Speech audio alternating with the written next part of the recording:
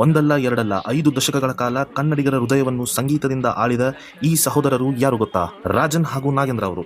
ರಾಜನ್ ಅವರು ಹುಟ್ಟಿದ್ದು 1933 ಹಾಗೂ ನಾಗೇಂದ್ರ ಅವರು ಹುಟ್ಟಿದ್ದು 1935. ಕನ್ನಡ ಚಿತ್ರರಂಗದ ಸುವರ್ಣ ಯುಗಕ್ಕೆ ಮಧುರ ರಾಗಗಳನ್ನು ಕೊಟ್ಟ ದಿಗ್ಗಜರು.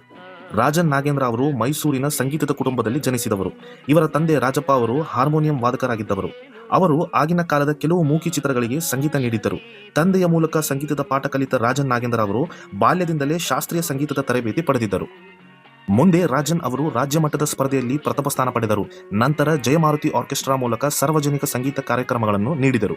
ಬಳಿಕ ಮದ್ರಾಸ್ಗೆ ತೆರಳಿ HR ಪದ್ಮನಾಭ ಶಾಸ್ತ್ರಿ ಅವರ ಬಳಿ ಚಿತ್ರಸಂಗೀತ ತರಬೇತಿ ಪಡೆದು ನಂತರ ನಾಗೇಂದ್ರ ಅವರು P ಕಾಳಿಂಗರಾವ್ ಅವರ ಜೊತೆ ಕಾರ್ಯನಿರ್ವಹಿಸಿ 1951ರ ಶ್ರೀ ಶ್ರೀನಿವಾಸ ಕಲ್ಯಾಣ ಚಿತ್ರದಲ್ಲಿ ಗಾಯಕರಾಗಿ ಅವಕಾಶ ಪಡೆದರು.